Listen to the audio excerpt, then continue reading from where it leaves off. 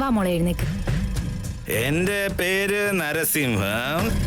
എനിക്ക് നിന്നെ ഇഷ്ടമാണ്, നിനക്കും എന്നെ ഇഷ്ടമാണ്. അതുകൊണ്ടാ നമ്മൾ കല്യാണം കഴിച്ചത്.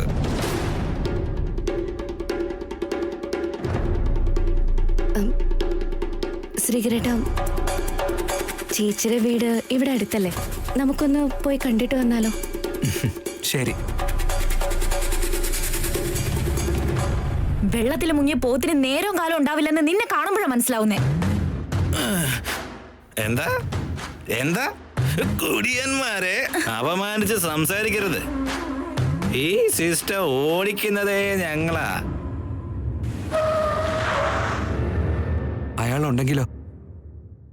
ചേച്ചിനെ ഒന്ന് വിളിച്ചു നോക്കട്ടെ ഞാൻ.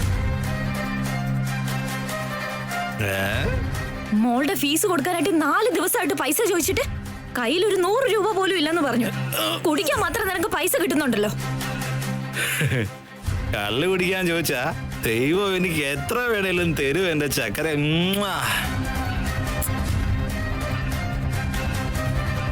ഫോൺ വിളിച്ചിട്ട് ചേച്ചിനെ കിട്ടുന്നില്ലല്ലോ. ഞാനൊന്ന് ചെന്ന് നോക്കട്ടെ. അളിയനകത്തുണ്ടെന്ന് തോന്നിയാ ഞാൻ അകത്തേക്ക് കേറാൻ നിൽക്കില്ല ഏട്ടാ. ശരി, ചെല്ലേ. ഇവിടെ പുറത്തെങ്ങാനും കണ്ടാ ഞാൻ മാനേജ് ചെയ്തോളാം. താൻ പോയിട്ട് വരും. ശരി. നീ ഇത്ര ഉത്തരവാദിത്വം ഇല്ലാത്തവനായിരിക്കും ഒരിക്കലും വിചാരിച്ചില്ല. എനിക്കൊന്നും കേൾക്കുന്നില്ലല്ലോ. ഇതൊന്നും എന്തായാലും കേക്കില്ലല്ലോ.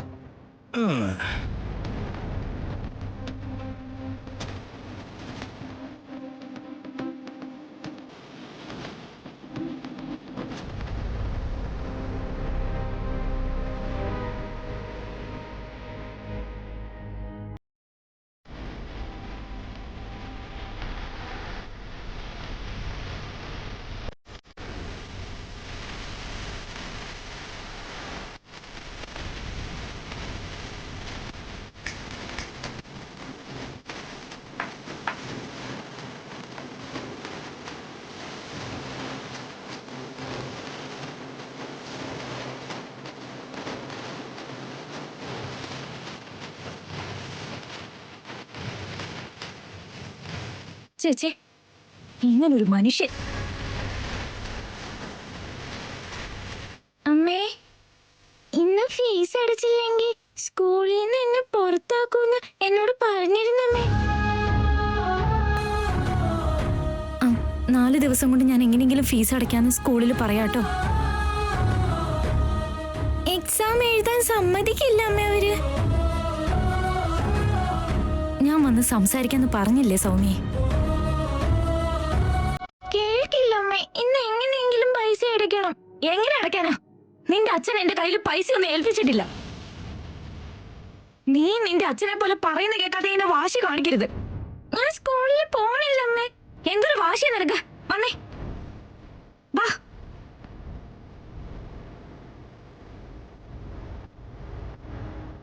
വരാൻ ചേച്ചി. ആവിനി,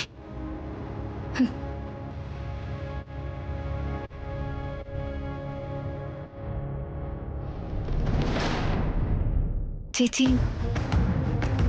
അളിയനുണ്ട് ഇവിടെ. കുടിച്ച് ബോധമില്ലാതെ റൂമിൽ കിടപ്പുണ്ട്. എടീ സുജാതെ, മോരും വെള്ളം കൊണ്ടുപാടി. ഡേ സുജേ,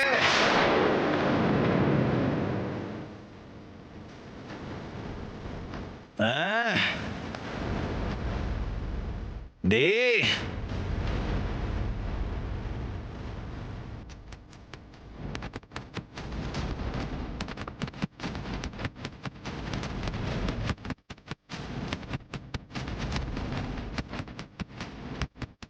ഇരിക്കാവനെ. കുഴപ്പമില്ല ചേച്ചി. സൗമ്യ, പിന്നീട് നിനക്ക് പനിയൊന്നും ഉണ്ടായില്ലല്ലോ? ഇല്ല ചെറിയമ്മേ. ഞാൻ വരുന്നതിന് മുന്നേ വിളിച്ചിരുന്നു ചേച്ചി, പക്ഷെ കിട്ടിയില്ല. അത് സ്വിച്ച് ഓഫ് ആയി പോയതാ അവനെ.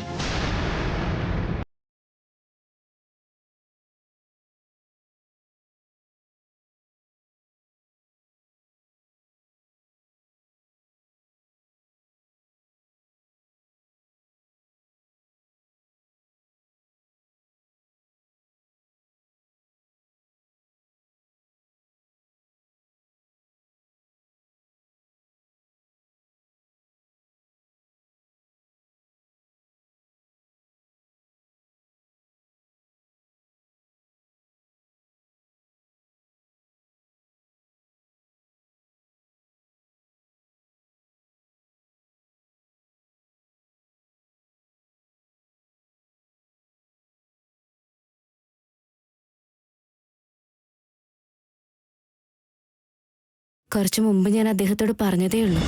ജോലി ഞാൻ നോക്കുന്നുണ്ട്. നിങ്ങൾക്കൊരു ബുദ്ധിമുട്ടും ഉണ്ടാവാതെ മാസം മാസം ഞാൻ പൈസ അയച്ചു തരും. എടീ സുജേ,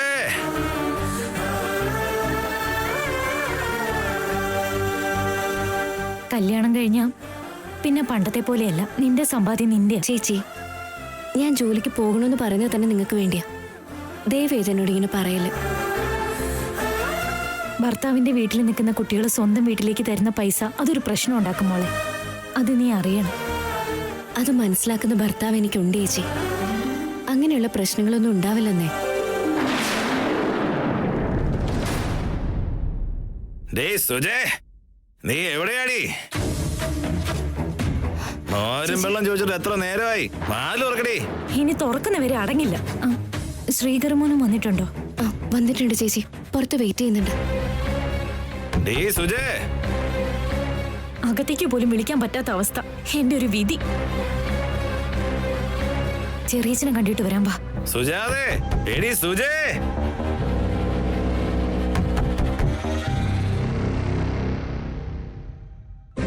സുഖാണോ മോനെ? സുഖമാണ് ചേച്ചി. അദ്ദേഹം അകത്തുണ്ടായിരുന്നു.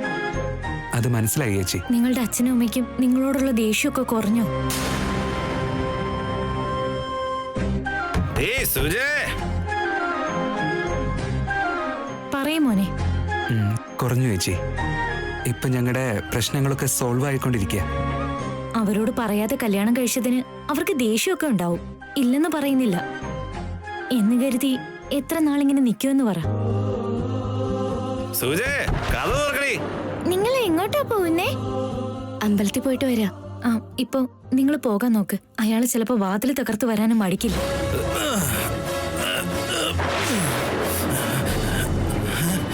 സുജാതേ. ശരി ചേച്ചി. താൻ കൊടുക്ക്.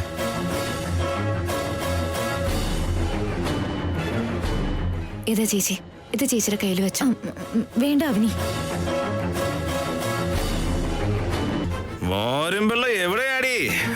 വേണ്ടെന്ന് മാത്രം പറയരുത്. ഇത് വാങ്ങണം. കല്യാണം കഴിയുന്നതിന് മുന്നേ നിന്നെ ആശ്രയിച്ച ജീവിച്ചത്. ഇനിയും അങ്ങനെ. ഇത് വാങ്ങിച്ചില്ലെങ്കിൽ അവനിക്ക് സങ്കടമാവും.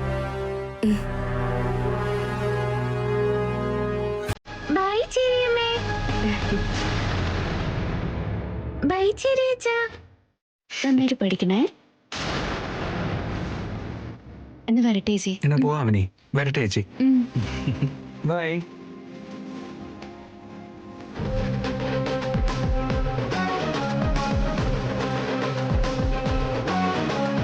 ഇനിയും എത്ര കാലം നിന്നെ ഞാൻ ബുദ്ധിമുട്ടിക്കും? ചേച്ചിയുടെ കുടുംബത്തെ നോക്കാൻ വേണ്ടിയെങ്കിലും എനിക്ക് തീർച്ചയായിട്ടും ഒരു ജോലി വേണം കേട്ടാ.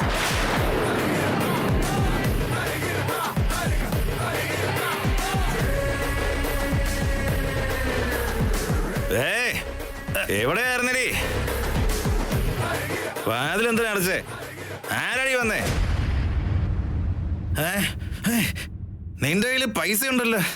ഉണ്ട്. നിനക്ക് കുടിക്കാൻ തികയാത്തതുകൊണ്ട് കടം വാങ്ങിയതാ. എന്നാ ഞാൻ തരില്ല. വാ മോളെ, സ്കൂളിൽ പോവാ. സുജാത, സുജാത, സുജാതേ. നമ്മുടെ കല്യാണത്തെക്കുറിച്ച് വീട്ടിൽ പറഞ്ഞിട്ടുണ്ടെന്ന് ഞാൻ ചേച്ചിയോട് കളവ് പറഞ്ഞു. ഇനിയും ആ കാര്യം നമ്മൾ പറഞ്ഞിട്ടില്ലെന്ന് ചേച്ചി അറിഞ്ഞാൽ ചേച്ചിക്ക് എത്രത്തോളം വിഷമമുണ്ടാവും, എന്തൊക്കെ പ്രശ്നങ്ങളുണ്ടാവും.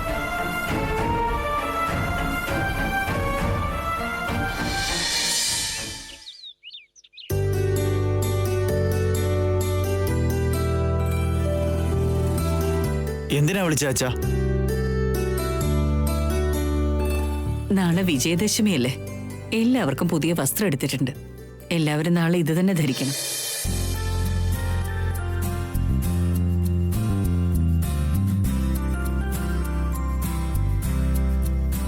ദാ ഇത് നിനക്ക്.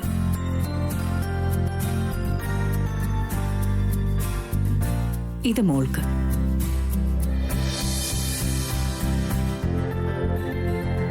ഇത് നിങ്ങൾക്ക് രണ്ടുപേർക്കും. വാങ്ങിക്കുമോളെ. വെളുക്കുമ്പോഴേക്കും എന്റെ അമ്മ എനിക്ക് സാരി അയക്കാമെന്ന് പറഞ്ഞിട്ടുണ്ട്. നിന്റെ അമ്മ ഒരു പക്ഷെ സ്വർണ്ണനൂല് കൊണ്ടുള്ള വസ്ത്രം നിനക്ക് അയക്കുമായിരിക്കും. അത് അവരുടെ ഇഷ്ടം.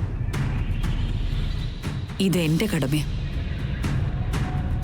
എല്ലാ കാര്യത്തിലും കുട്ടികളെ പോലെ ആകരുത്. വാങ്ങുമോനെ.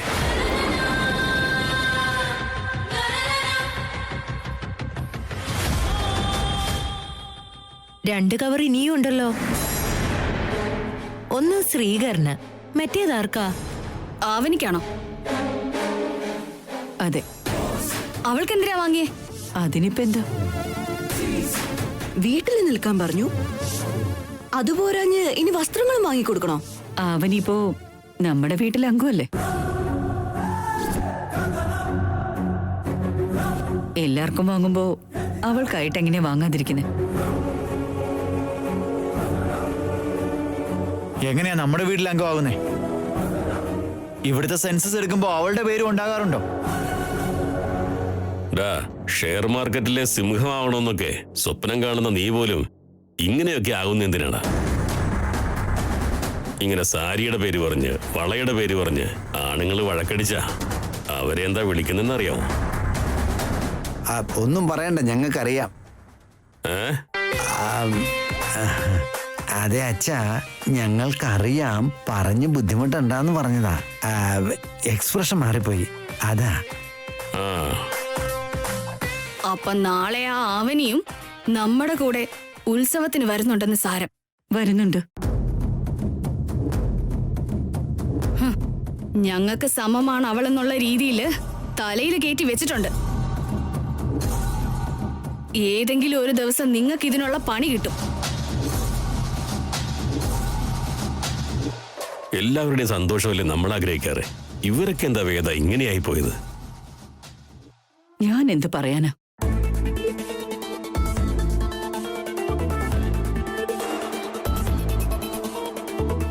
അതാ വരുന്നുണ്ടല്ലോ.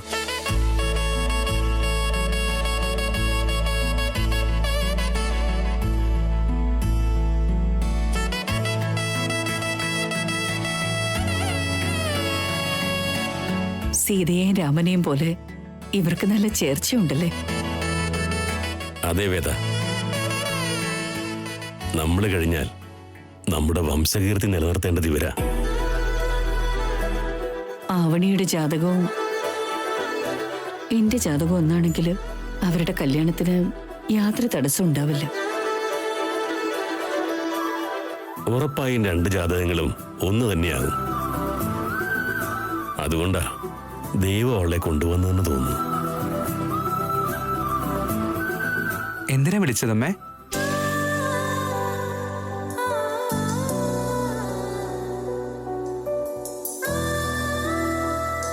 നാളത്തെ ഉത്സവത്തിന് മോൾ ഈ സാരി തന്നെ ഉടുക്കണം.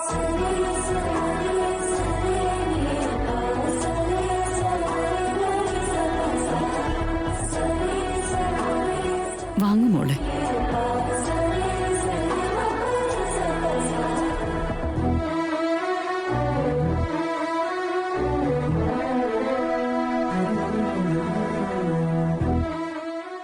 താങ്ക്സ് അമ്മേ. താങ്ക്സ് എന്തിനാ മോളെ? ഞാൻ എല്ലാവർക്കും വസ്ത്രം വാങ്ങിയിരുന്നു. മോളെയും ഈ വീട്ടിലൊരു അംഗത്തെ പോലെ കരുതി വാങ്ങിയതാ. നമുക്കെല്ലാവർക്കും സന്തോഷത്തോടെ തന്നെ ഉത്സവം ആഘോഷിക്കാം. കേട്ടല്ലോ?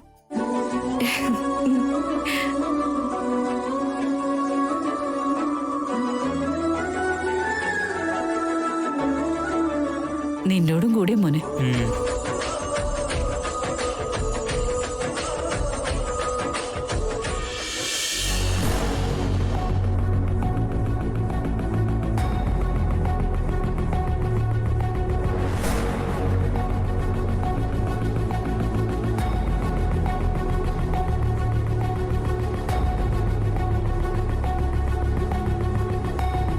വേദവതി കുടുംബമായിട്ട് ഒരു ബന്ധം ഉണ്ടാക്കണമെന്ന് ആഗ്രഹിച്ചു പോയി. ഇതിപ്പോ അത്യാഗ്രഹം ആപത്തെന്ന് പറഞ്ഞ പോലെയായി. ഒരു വിവാഹത്തെക്കുറിച്ച് ആലോചിക്കാതെ പവിത്ര എത്ര നാളെന്ന് പറഞ്ഞ് എങ്ങനെ പിടിച്ചു നിർത്തുക? ഞാൻ ചോദിക്കുമ്പോ എന്തു വന്നാലും ശ്രീകര ഭർത്താവെന്നാ പറയുന്നത്. ശരി, പോയി സംസാരിക്കാം, വാ.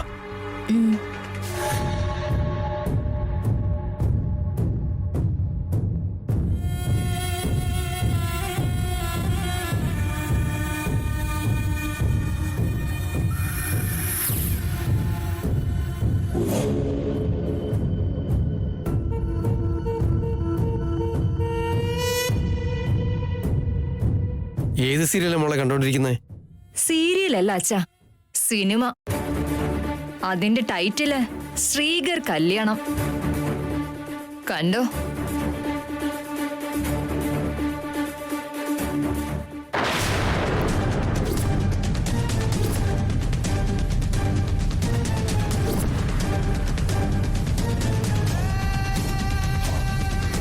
ശ്രീകറിന്റെ കല്യാണം കഴിഞ്ഞോ?